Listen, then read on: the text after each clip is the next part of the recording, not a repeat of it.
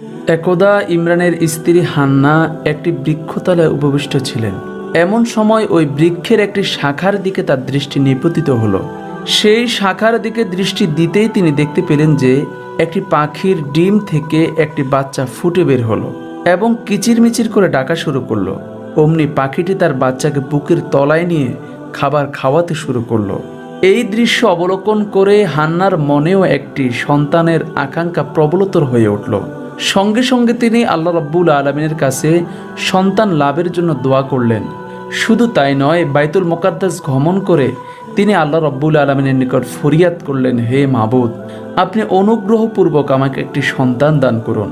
পার্থিব কোনো চাহিদার জন্য এই সন্তান আমি আপনার নিকট কামনা করছি না, বরং আমি তাকে আপনার পবিত্র মসজিদ বাইতুল মুকাদ্দাসে ইবাদতের জন্য উৎসর্গ করব। হান্নার এই দোয়া শেষ হলে আল্লাহ রাব্বুল আলামিন তার দোয়া কবুল করলেন এবং সময় মতো তাকে একটি সন্তান দান করলেন।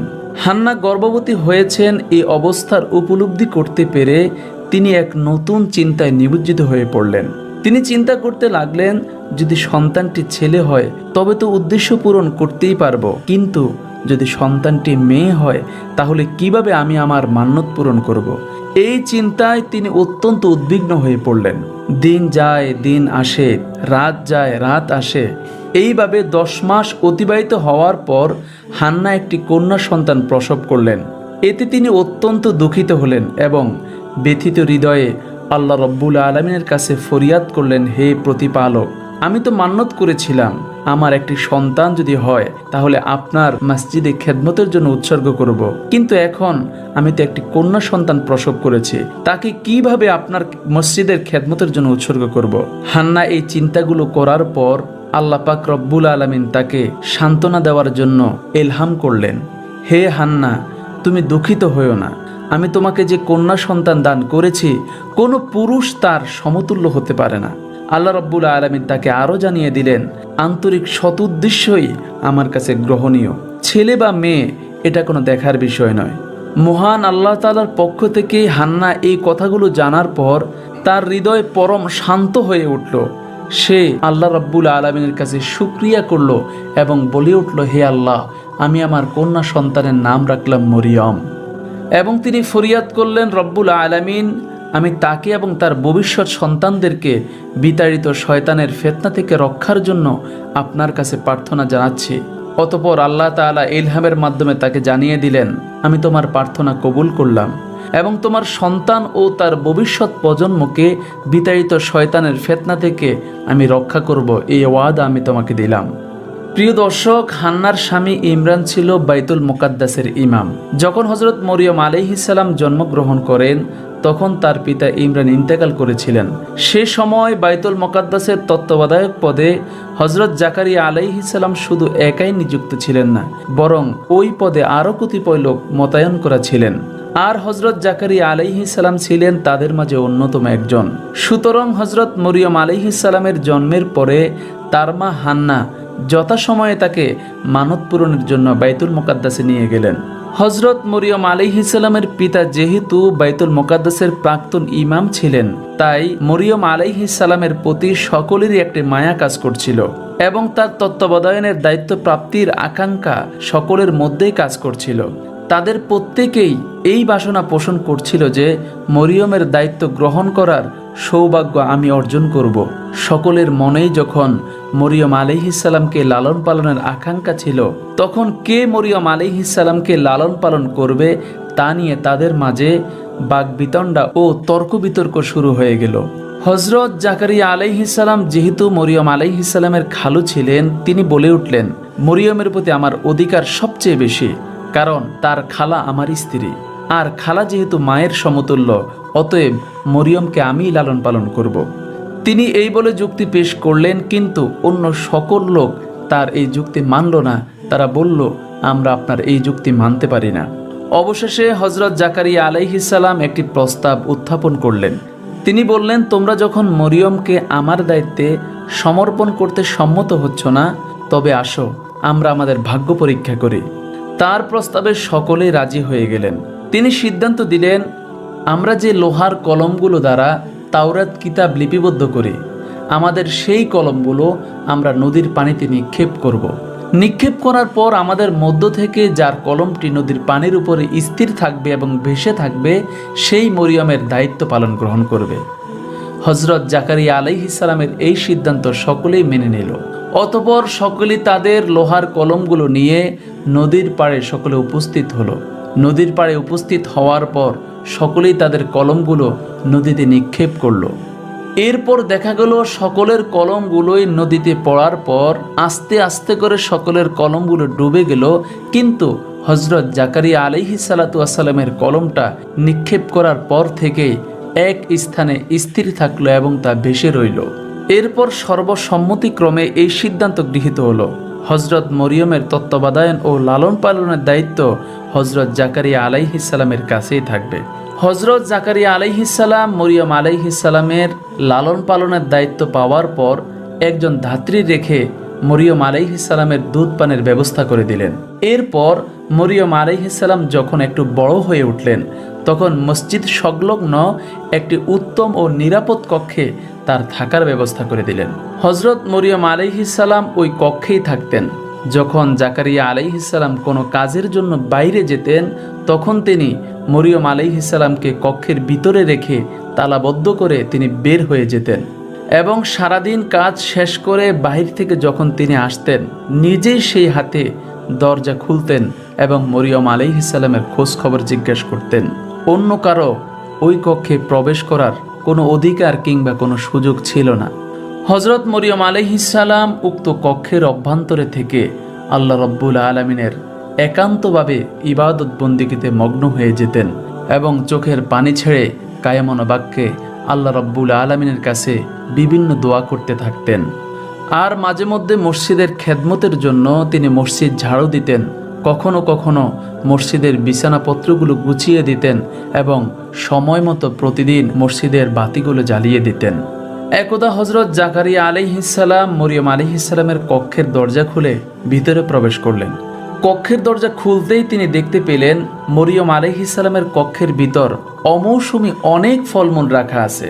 তখন তিনি বিস্ময় হতবাক হয়ে গেলেন। মরিয়ম আলাইহিস সালামকে তিনি জিজ্ঞাসা করলেন, হে মরিয়ম, এই সকল ফল ও খাদ্য তোমার নিকট কোথা থেকে কিভাবে আসলো? তিনি জবাব দিলেন, আল্লাহ পাক রব্বুল আলামিনের অদৃশ্য ও অফুরন্ত খাজানা থেকে এগুলো আমার নিকট এসেছে। হযরত মরিয়ম আলাইহিস সালামের খালু জাকারিয়া আলাইহিস সালাম বৃদ্ধ পর্যন্ত নিঃসন্তান ছিলেন।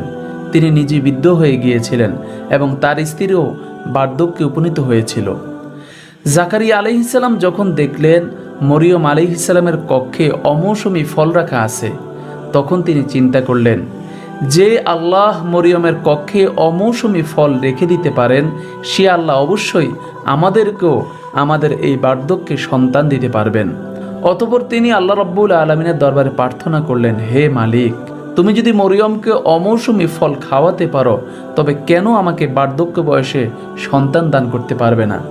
হে আল্লাহ, তোমার দরবারে আমার একান্ত ও বিনীত প্রার্থনা, তুমি আমাকে একটি উত্তম সন্তান দান করো, যেন সে আমার ওয়ারিস হতে পারে।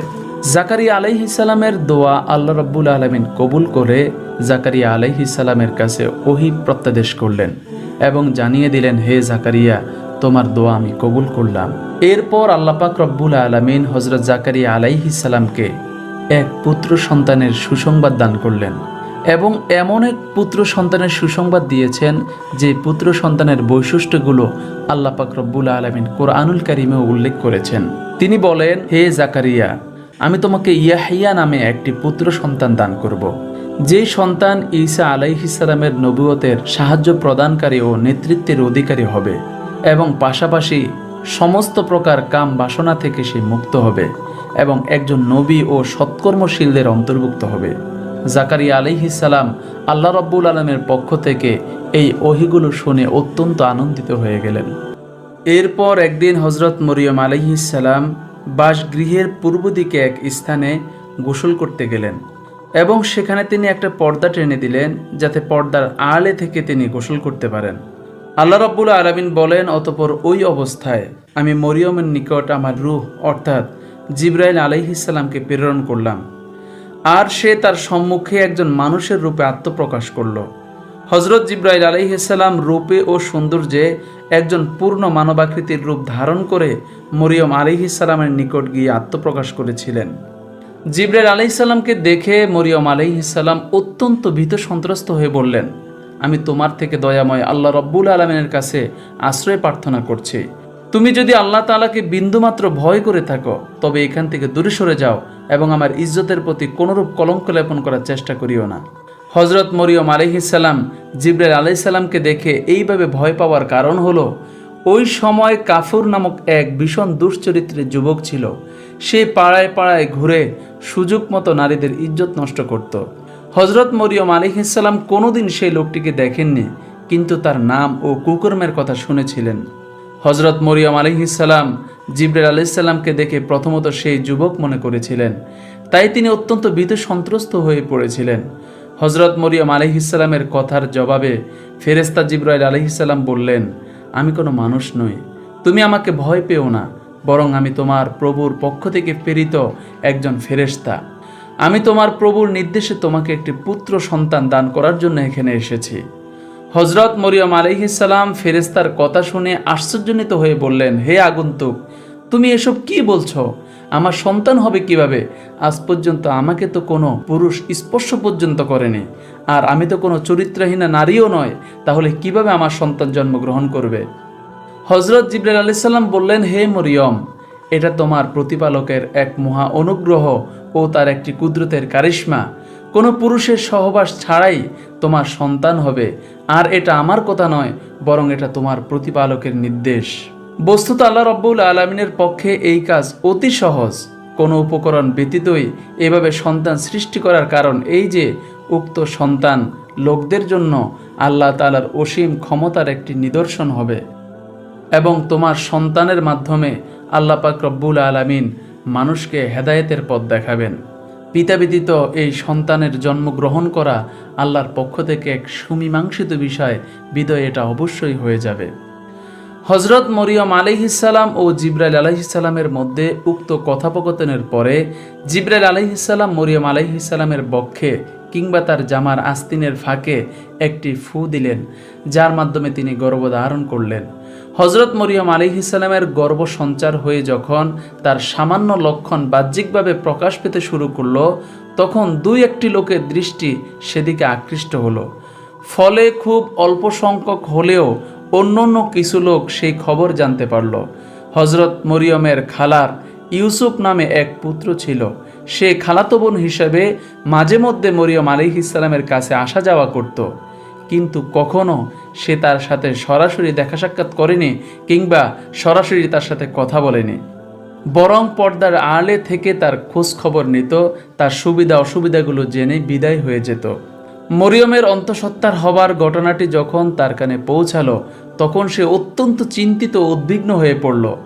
যেহেতু সে মাঝে মাঝে মরিয়ম আলাইহিসসালামের কাছে যাতায়াত করত, এই কারণে তার চিন্তা হচ্ছিল যে অহেতুকভাবে লোকজন উক্ত ঘটনার সাথে তাকে আবার জড়িয়ে না ফেলে। তবে নিজের সম্পর্কে ভাবনার সাথে সাথে তার মনে এই কল্পনাও দেখা দিল যে এমন সতী সাধবী মহিলা মরিয়মের ক্ষেত্রে এইরূপ ঘটনা তো কল্পনাও করা যায় না, অথচ বাস্তবে এই ঘটনা তো অবশ্যই ঘটেছে। তাহলে কিভাবে এই ঘটনা ঘটল? ব্যাপারটি না জানা পর্যন্ত তার মনের উদ্বেগ দূর হচ্ছিল না।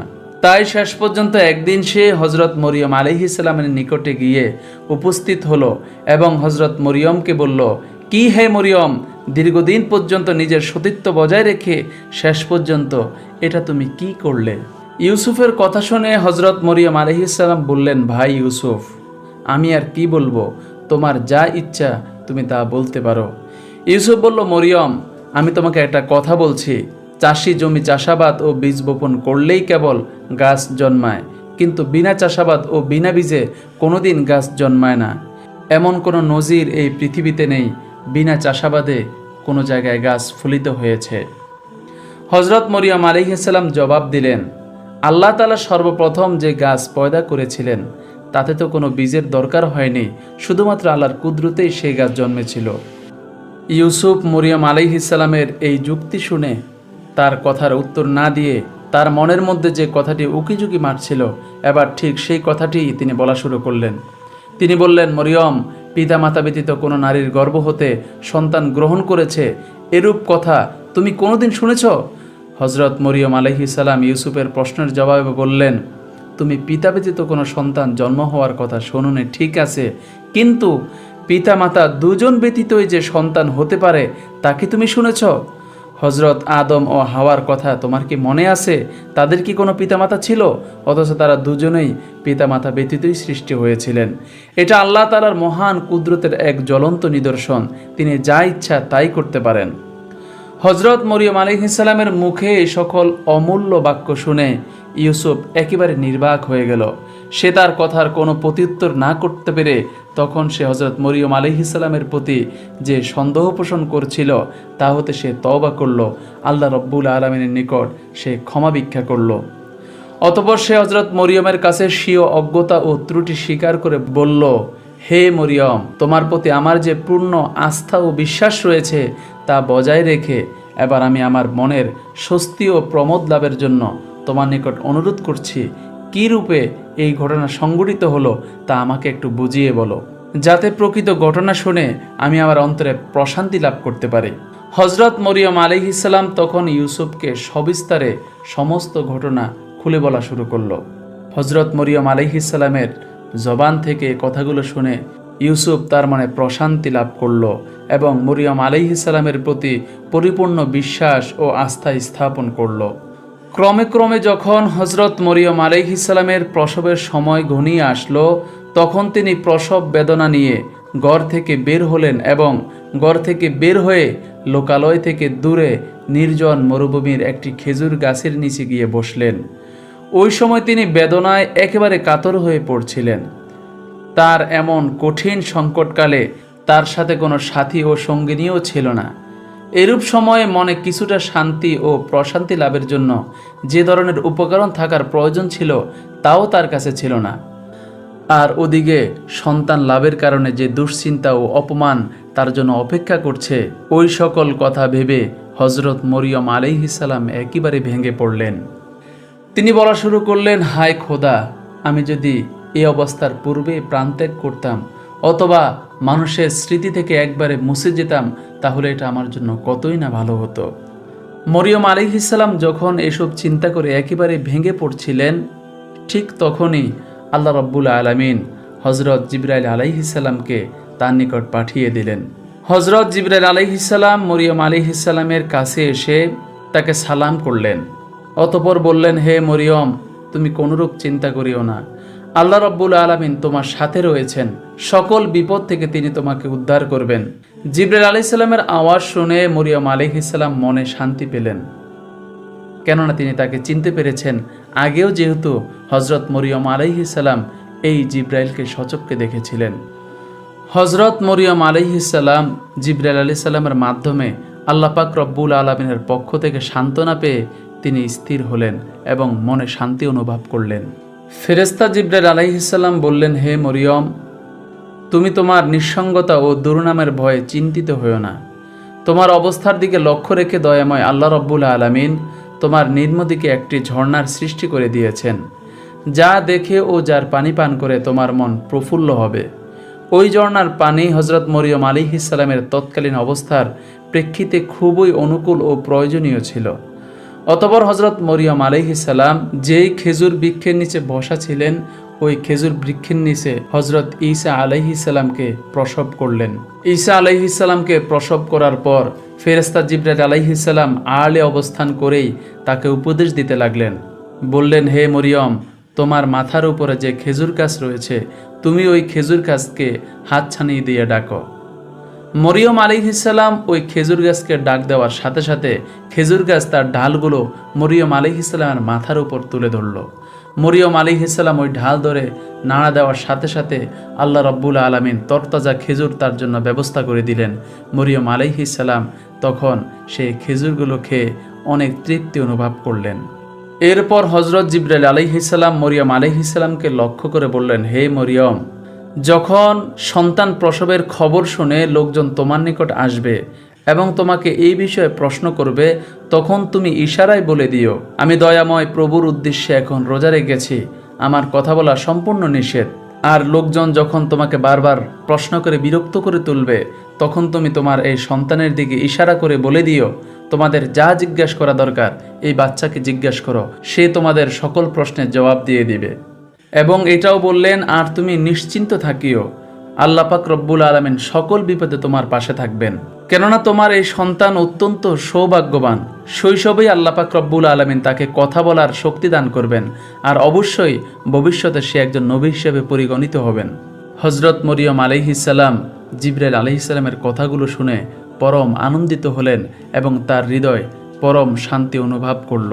অতপর হজরত মরিয়ম আলাইহিস সালাম তার শিশুপুত্র ঈসা আলাইহিস সালামকে কোলে নিয়ে জনপদে ফিরে আসলেন। লোকজন যখন দেখলেন যে বিনা বিবাহে হজরত মরিয়ম সন্তান প্রসব করেছেন, লোকজন তখন মরিয়ম আলাইহিস সালামকে জিজ্ঞেস করলেন, হে মরিয়ম, বিনা বিবাহে তোমার সন্তান হলো কিভাবে? তুমি তো বড় জঘন্য কাজ করেছ। তোমার জন্য এইরূপ জঘন্য কাজ করা অত্যন্ত নিন্দনীয় ব্যাপার। তোমার পিতা মাতা তো কখনো এমন জঘন্য কাজ করেনি যার প্রভাব তোমার উপর পড়তে পারে। তাছাড়া তুমি হজরত হারুন আলাইহিস সালামের বংশধর, তোমার দ্বারা এরকম কাজ করা কখনো শোভা পায় না। হজরত মরিয়ম আলাইহিস সালাম সমাজের লোকদের এসব কথা শুনে কোনো উত্তর না দিয়ে শুধু ইশারায় জানিয়ে দিলেন, এই সম্পর্কে আমি কিছুই জানি না, তোমাদের যা জানা দরকার তোমরা এই শিশু বাচ্চাটির কাছে জেনে নাও, কেননা আমি মহান প্রভুর নামে রোজা রেখেছি, এই জন্য আমি তোমাদের সাথে কোনো কথাই বলতে পারবো না। হজরত মরিয়ম আলাইহিস সালামের এরূপ কথায় কৌতূহল হয়ে তারা শিশুনবী হজরত ঈসা আলাইহিস সালামকে জিজ্ঞেস করলেন, হে শিশু, তুমি কি বলতে পারো তোমার পিতাকে? এই প্রশ্নের জবাবে হজরত ঈসা আলাইহিস সালাম যে জবাব দিয়েছিলেন পবিত্র কোরআনের ভাষায়, তা ছিল এইরূপ। হজরত ঈসা আলাইহিস সালাম বলা শুরু করলেন, আমি মহান আল্লাহ তাআলার বান্দা। তিনি আমাকে কিতাব দান করেছেন এবং আমি যেখানেই থাকি না কেন তিনি আমাকে বরকত দান করেছেন। তিনি আমাকে সারা জীবন নামাজ আদায় করার নির্দেশ দিয়েছেন এবং আমাকে আমার মায়ের অনুগত করেছেন, তার অবাধ্য ও নাফরমান করেননি। আর যেদিন আমার জন্ম হয়েছে এবং যেদিন আমার মৃত্যু হবে এবং যেদিন আল্লাহ পাক রব্বুল আলামিন কিয়ামতে আমাকে পুনরুত্থিত করবেন, সেদিন পর্যন্ত আমার উপর সালাম তথা আল্লাহ তাআলার পক্ষ থেকে নিরাপত্তা বজায় থাকবে। মোট কথা, হজরত ঈসা আলাইহিস সালামের জন্মের পূর্বে তার মা হজরত মরিয়ম আলাইহিস সালামকে তার সন্তানের ব্যাপারে যে সমস্ত গুণাবলীর কথা বলে দেওয়া হয়েছিল, হুবহুব সব কথাগুলো হজরত ঈসা আলাইহিস সালামের জবান দিয়ে আল্লাহ পাক রব্বুল আলামিন ওই লোকদেরকে শুনিয়ে দিলেন।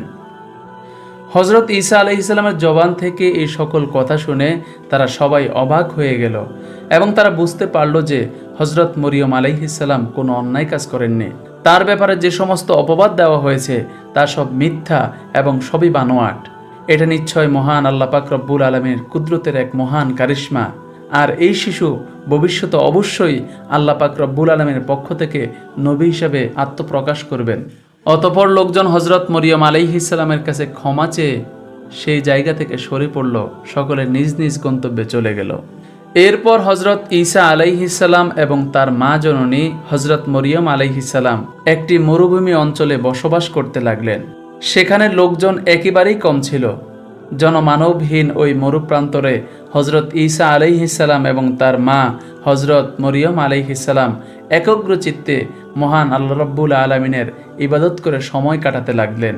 একদা হজরত মরিয়ম আলাইহিস সালাম তার পুত্র ঈসা আলাইহিস সালামকে বললেন, হে বৎস, আমার ফল খেতে খুবই ইচ্ছা করছে, তুমি আমার জন্য জঙ্গল থেকে ফল নিয়ে আসো। মায়ের আদেশ পেয়ে হজরত ঈসা আলাইহিস সালাম ফল আনার জন্য ঘর থেকে বের হয়ে জঙ্গলের অভিমুখে রওনা হলেন। তিনি জঙ্গলের দিকে যাওয়ার পরপরই মহান আল্লাহ রাব্বুল আলামিনের হুকুমে হজরত আজরাইল আলাইহিস সালাম মা মরিয়ম আলাইহিস সালামের বাসায় তাশরিফ আনলেন এবং তাকে সালাম প্রদর্শন করে বললেন, আল্লাহ রাব্বুল আলামিন আমাকে পাঠিয়েছেন আপনার রূহ কবজ করার জন্য। এখনই আমি আপনার জান কবজ করব, আপনি মৃত্যুর জন্য প্রস্তুতি গ্রহণ করুন। এইরূপ কথা শুনে হজরত মরিয়ম আলাইহিস সালাম বললেন, আমাকে সামান্য সময়ের জন্য অবকাশ দিন, যাতে করে আমি অন্তিম মুহূর্তে আমার সন্তানকে কিছু নসিহত করে যেতে পারি। মরিয়ম আলাইহিস সালামের কথার প্রতি উত্তরে হজরত আজরাইল আলাইহিস সালাম বললেন, বিন্দু পরিমাণ সময় অবকাশ দেওয়ার ক্ষমতা আমার নেই, কেননা আল্লাহ রাব্বুল আলামিনের হুকুমের বাহিরে কোনো কাজ করার ক্ষমতা আমি রাখি না। আজরাইলের কথা শুনে হজরত মরিয়ম আলাইহিস সালাম মৃত্যুর জন্য প্রস্তুতি গ্রহণ করলেন এবং হজরত আজরাইল আলাইহিস সালাম তার রূহ কবজ করে মহান আল্লাহ রাব্বুল আলামিনের দরবারে চলে গেলেন। এদিক থেকে কিছুক্ষণ পর হজরত ঈসা আলাইহিস সালাম তার মায়ের জন্য ফল সংগ্রহ করে বাসায় ফিরে এসে দেখেন তার মা শুয়ে আছেন। তিনি মনে করলেন তার মা ঘুমাচ্ছেন, কিন্তু দীর্ঘ সময় ঘুম থেকে জাগ্রত না হতে দেখে তিনি তার মায়ের শরীর ধরে নাড়া দিলেন এবং নাড়া দিতেই তিনি বুঝলেন তার মা জননী এই পৃথিবীতে আর নেই। হঠাৎ মায়ের মৃত্যু দেখে হজরত ঈসা আলাইহিস সালাম শিশু বাচ্চার ন্যায় কান্নাকাটি করতে শুরু করলেন। তার কান্নায় আকাশ, জমিন এবং সমস্ত মাখলুকাত কেঁদে উঠেছিল। এরপর হজরত ঈসা আলাইহিস সালাম তার মা হজরত মরিয়ম আলাইহিস সালামের দাফন কাফনের ব্যবস্থা করার জন্য চিন্তা করলেন, কিন্তু সেখানে কোনো লোকজন না থাকায় তিনি খুবই চিন্তিত হয়ে পড়লেন। ঘর থেকে বের হয়ে তিনি লক্ষ্য করলেন দূরে কতিপয় লোক দেখা যাচ্ছে। তিনি তাদের নিকটে গমন করে তাদেরকে বললেন, আমার মা ইন্তেকাল করেছেন, মাকে জানাজা ও দাফন দেওয়ার জন্য কোনো লোকজন আমাদের এখানে নেই। মেহেরবানি করে আপনারা যদি আমার মায়ের জানাজায় শরীক হতেন তাহলে আমি খুবই কৃতজ্ঞ হতাম। হজরত ঈসা আলাইহিস সালামের কথা শুনে তারা বলে উঠল, হে আল্লাহর নবী, আমরা কোনো সাধারণ মানুষ নই, আমরা আল্লাহর পক্ষ থেকে প্রেরিত ফেরেশতা। মহান আল্লাহ রব্বুল আলামিন আমাদেরকে পাঠিয়েছেন আমরা যেন আপনার মায়ের দাফন এবং কাফনের কাজ সম্পূর্ণ করি এবং তার জানাজায় শরীক হই। তাদের মুখ থেকে এই কথা শুনে হজরত ঈসা আলাইহিস সালাম অনেক খুশি হয়ে গেলেন এবং আল্লাহ রব্বুল আলামিনের শুকরিয়া আদায় করলেন। অতঃপর হজরত ঈসা আলাইহিস সালাম ওই সকল ফেরেশতাদের সহযোগিতার মাধ্যমে হজরত মরিয়ম আলাইহিস সালামের জানাজার নামাজ সম্পূর্ণ করলেন এবং তাদের মাধ্যমে কবরস্থ করলেন। হজরত মরিয়ম আলাইহিস সালামকে কবরস্থ করার পর হজরত ঈসা আলাইহিস সালাম আল্লাহ রব্বুল আলামিনের কাছে ফরিয়াদ করলেন, হে মালিক, আপনি আমাকে মৃত মানুষকে জিন্দা করার ক্ষমতা প্রদান করেছেন, অতএব আমি আপনার নিকট ফরিয়াদ জানাচ্ছি আমি যেন আমার মা হজরত মরিয়ম আলাইহিস সালামকে জিন্দা করে তার সাথে অন্তিম মুহূর্তে একটু কথা বলতে পারি। হজরত ঈসা আলাইহিস সালামের ফরিয়াদ শুনে আল্লাহ রব্বুল আলামিন তার ফরিয়াদ মঞ্জুর করলেন এবং তাকে সেই ক্ষমতা প্রদান করলেন। ক্ষমতা প্রাপ্ত হয়ে হজরত ঈসা আলাইহিস সালাম তার মায়ের কবরের সামনে দাঁড়ালেন এবং বললেন, কুম বিইজনিল্লাহ। এই কথা বলার সাথে সাথে হজরত মরিয়ম আলাইহিস সালাম কবর থেকে দাঁড়িয়ে গেলেন এবং কথা বলা শুরু করলেন।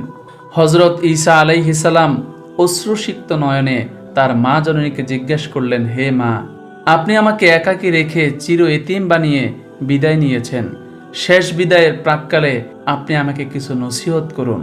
সন্তানের কান্না দেখে হজরত মরিয়ম আলাইহিস সালাম নিজেও কান্না করা শুরু করলেন এবং বললেন, হে বৎস, আমি তোমাকে নসিহত করছি মৃত্যুর ব্যাপারে সর্বদা সজাগ থেকো, কেননা মৃত্যু কোনোদিন কাউকে বলে কয়ে আসে না এবং মৃত্যুর যন্ত্রণা খুবই মারাত্মক, তা সহ্য করার মতো ক্ষমতা এই পৃথিবীতে কারো নেই। আমার মৃত্যুকালে আমার মনে হয়েছিল যেন আমার বুকের উপর 7 আসমান ও 7 জমিন চাপিয়ে দেওয়া হয়েছে আর আমার শরীরের চামড়াগুলো জীবন্ত অবস্থায় খুলে নেওয়া হচ্ছে। হজরত মরিয়ম আলাইহিস সালামের নসিহত শোনার পর ঈসা আলাইহিস সালাম আল্লাহর হুকুমে তার মাকে আবার দাফন করে দিলেন। প্রিয় দর্শক, এ ছিল হজরত মরিয়ম আলাইহিস সালাম এবং হজরত ঈসা আলাইহিস সালামের সংক্ষিপ্ত জীবন ইতিহাস। এই ভিডিওর মাধ্যমে আমরা জানতে পারলাম কিভাবে হজরত মরিয়ম আলাইহিস সালাম এর জন্ম হয়েছে এবং কিভাবে হজরত ঈসা আলাইহিস সালাম এই পৃথিবীতে পিতা ব্যতীত তাশরীফ এনেছেন। পরিশেষে আমরা আল্লাহ পাক রব্বুল আলামিনের নিকট ফরিয়াদ জানাবো যেন সর্বদা আল্লাহ ও তার রাসূলের একান্ত গোলাম হয়ে এই পৃথিবীতে আমরা জীবন যাপন করতে পারি এবং বেশি বেশি আমল করে মৃত্যুর পূর্বে প্রস্তুতি নিয়ে জান্নাতি হয়ে এই দুনিয়া থেকে যেতে পারি। আল্লাহ পাক রব্বুল আলামিন আমাদের সবাইকে কবুল এবং মঞ্জুর করুক, আমিন। আসসালামু আলাইকুম ওয়া রাহমাতুল্লাহি ওয়া বারাকাতুহু।